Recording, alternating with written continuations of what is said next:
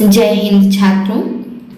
हिंदुस्तानी कक्षा में हिंदी भाषा और आपका स्वागत है। तो आइए हम जानते हैं कि मुहावरा क्या है। अक्सर बच्चे पूछते हैं कि मुहावरा तो हम पढ़ते हैं, लिख भी लेते हैं, लेकिन उसका उपयोग क्या है, मुहावरा है क्या, उसका अर्थ क्या है। बार बार ये सवाल आता था, तो मैंने सोचा कि आपकी सुविधा के लिए क्यों नहीं एक वीडियो बना लूं। तो आइए देखते हैं कि मुहावरा क्या है। मुहावरा किसे कहते हैं, मुहावरा की परिभाषा क्या है। तो ध्यान दीजिए, ऐसे वाक्यांश जो सामान्य अर्थ का बोध न कराकर किसी विलक्षण अर्थ की प्रतीति कराएं, उसे मुहावरा कहते हैं। दूसरे शब्दों में, मुहावरा भाषा में प्रचलित उस अभिव्यक्ति इकाई को कहते हैं जिसका प्रयोग प्रत्यक्षार्थ से अलग रूढ़ लक्ष्यार्थ के लिए किया जाता है। इसी परिभाषा से मुहावरे के विषय में निम्नलिखित बातें सामने आती हैं। पहला, मुहावरों का संबंध भाषा विशेष से होता है, अर्थात हर भाषा की प्रकृति, उसकी संरचना तथा सामाजिक सांस्कृतिक संदर्भों के अनुसार उस भाषा के मुहावरे अपनी संरचना तथा अर्थ ग्रहण करते हैं। दूसरा, मुहावरों का अर्थ उनके प्रत्यक्षार्थ से भिन्न होता है, यानी कि अलग होता है। अर्थात मुहावरे का अर्थ सामान्य उक्तियों से भिन्न होते हैं। इसका तात्पर्य यही है कि सामान्य उक्तियों या कथनों की तुलना में मुहावरों के अर्थ विशिष्ट होते हैं। तीसरा, मुहावरों के अर्थ अभिधापरक न होकर लक्षणापरक होते हैं, अर्थात उनके अर्थ लक्षणा शक्ति से निकलते हैं तथा अपने विशिष्ट अर्थ लक्ष्यार्थ में रूढ़ हो जाते हैं। उदाहरण के लिए, कक्षा में प्रथम आने की सूचना पाकर मैं खुशी से फूला न समाया या समाई, अर्थात बहुत खुश हो जाना। केवल हवाई किले बनाने से काम नहीं चलता, मेहनत भी करनी पड़ती है, अर्थात कल्पना में खोए रहना। इन वाक्यों में खुशी से फूला न समाया और हवाई किले बनाने वाक्यांश विशेष अर्थ दे रहे हैं। यहाँ इनके शाब्दिक अर्थ नहीं लिए जाएंगे, ये विशेष अर्थ ही मुहावरे कहलाते हैं। मुहावरा शब्द अरबी भाषा से लिया गया है, जिसका अर्थ होता है अभ्यास। हिंदी भाषा में मुहावरों का प्रयोग भाषा को सुंदर, प्रभावशाली, संक्षिप्त तथा सरल बनाने के लिए किया जाता है। ये वाक्यांश होते हैं।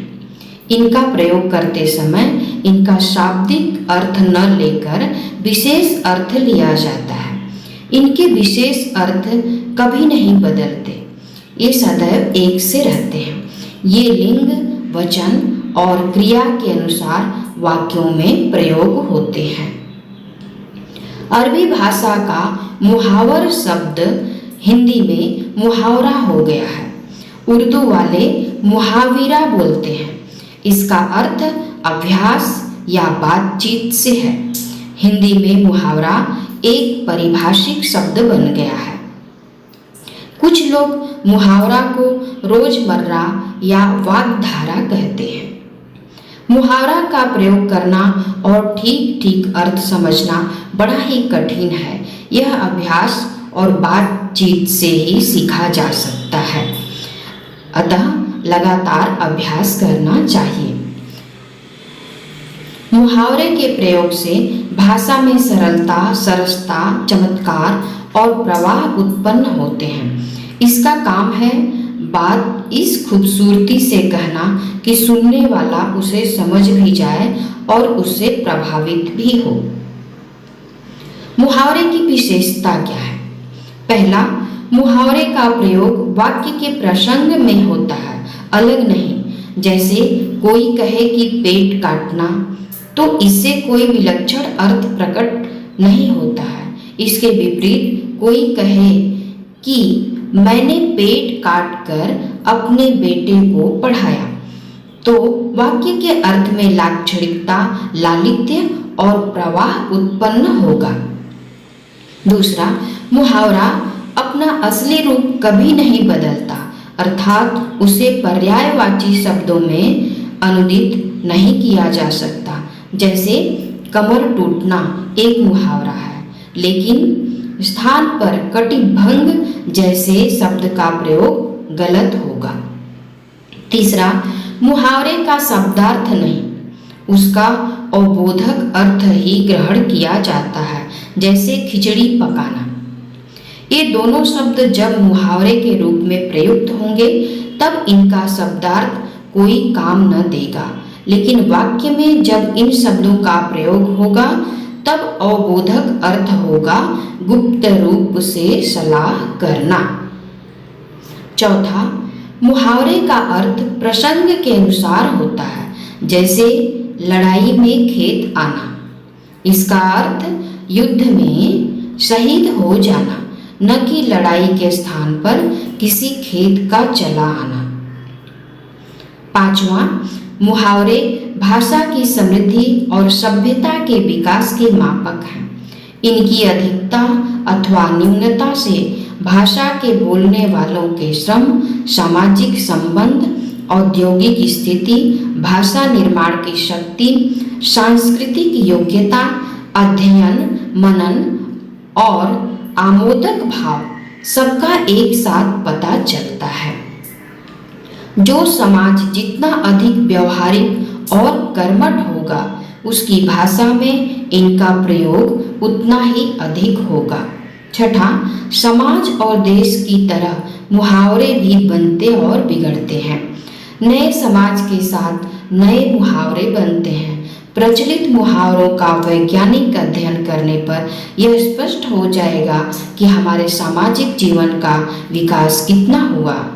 मशीन युग के मुहावरों और सामंतवादी युग के मुहावरों तथा उनके प्रयोग में बड़ा ही अंतर है। हिंदी के अधिकतर मुहावरों का सीधा संबंध शरीर के भिन्न भिन्न अंगों से है।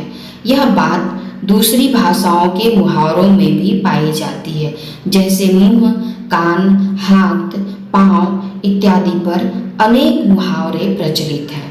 हमारे अधिकतर कार्य इन्हीं के सहारे चलते हैं। मुहावरे के भेद और प्रभेद। मुहावरे के कौन कौन से भेद हैं और उसके उपभेद क्या क्या हैं। मुहावरों को निम्नलिखित आधारों पर वर्गीकृत किया जाता है। पहला, सादृश्य पर आधारित। दूसरा, शारीरिक अंगों पर आधारित। तीसरा, असंभव स्थितियों पर आधारित। चौथा, कथाओं पर आधारित। पांचवा, प्रतीकों पर आधारित। छठा, घटनाओं पर आधारित। तो पहला देखिए, सादृश्य पर आधारित मुहावरे कौन कौन से हैं।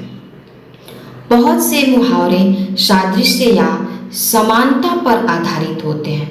जैसे चूड़ियां पहनना, दाल न गलना, सोने पर सुहागा, कुंदन सा चमकना, पापड़ बेलना आदि। दूसरा, शारीरिक अंगों पर आधारित मुहावरे। हिंदी भाषा के अंतर्गत इस वर्ग में बहुत मुहावरे मिलते हैं। जैसे अंग अंग ढीला होना, आंखें चुराना, अंगूठा दिखाना, आंखों से गिरना, सिर हिलाना, उंगली उठाना, कमर टूटना, कलेजा मुंह को आना, गर्दन पर सवार होना, छाती पर सांप लौटना इत्यादि। असंभव स्थितियों पर आधारित मुहावरे।